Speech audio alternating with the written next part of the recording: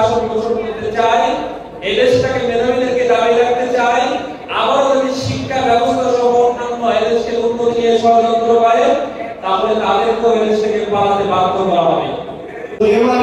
আমাদের যে নিম্ন অবস্থান করছে সাধারণ মানুষকে ভুলে যায়।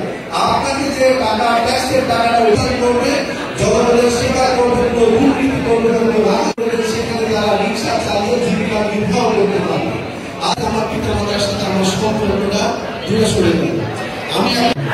আমিও বড় হতে থাকলাম, ক্যাডেট থেকে আমি ঢাকায় চলে গেছিল যে সে পড়ালে আমার কাছে মাদকাসক্ত মাদক আমাদের চারিদিক থেকে চেপে ধরে। একটা গবেষণা বলে দক্ষিণ এশিয়ার ভিতরে আমাদের বাংলাদেশ এবং আফ্রিকাতে যুব শক্তি এখন পৃথিবীর ভিতরে উপরে বলা যুব শক্তি। জাপানে যেখানে কাজ করার মতো জনশক্তি পাচ্ছে না, আমাদের মেধাবীদেরকে নিয়ে যাচ্ছে। অনেক দেশে আমাদের মেধাবীদেরকে নিয়ে যাচ্ছে। সেখানে বাংলাদেশের যুব শক্তির উত্থান, ছেলে এবং মেয়েদের, এইটার সামনে 40 সাল পর্যন্ত উত্থান থাকবে। তারপরে আমাদের আস্তে আস্তে যুব শক্তির অবনতি হবে। আস্তে আস্তে আমরাও নিজের দিকে চলে যাব।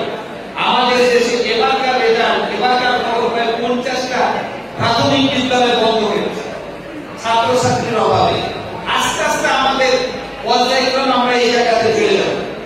আমরা না জানলেও আমাদের যে যুব শক্তি আছে, এইটা আমরা না জানলে অন্যরা জানে।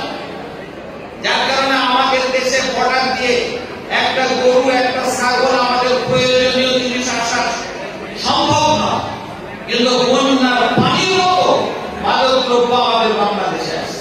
কেন? আমাদের যুব শক্তিকে ধ্বংস করার জন্য। যারা যেভাবে করেন এই শেখ হাসিনা এই ফ্যাসিস্ট গোষ্ঠীকে যেভাবে করে ছাত্র জনতা এক কাঁধে কাঁধ মিলিয়ে দেশ থেকে পালাতে বাধ্য হয়েছিল, ঠিক তেমনি ভাবে যদি পুনরায় আবার কেউ সেই ফ্যাসিস্টের আসন পোষণ করতে চাই, এই দেশটাকে মেধাবীদেরকে দাবি রাখতে চাই, আবার যদি শিক্ষা ব্যবস্থা সহ অন্যান্য এদেশকে উন্নতি নিয়ে ষড়যন্ত্র করে, তাহলে তাদেরকেও এদেশ থেকে পালাতে বাধ্য করা হবে। ছাত্র হিসেবে বার্তা স্পষ্ট।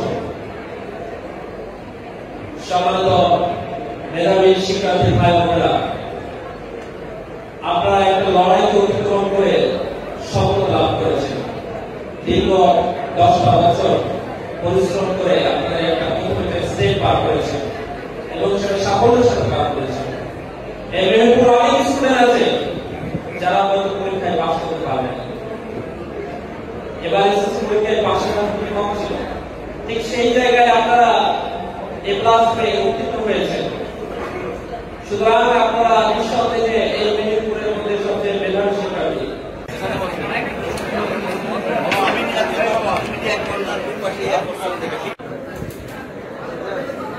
পরবর্তী পুরস্কার অনুরোধ করছি যে পর্যায়ে পরিষ্কার করে দিচ্ছে একটা আসলে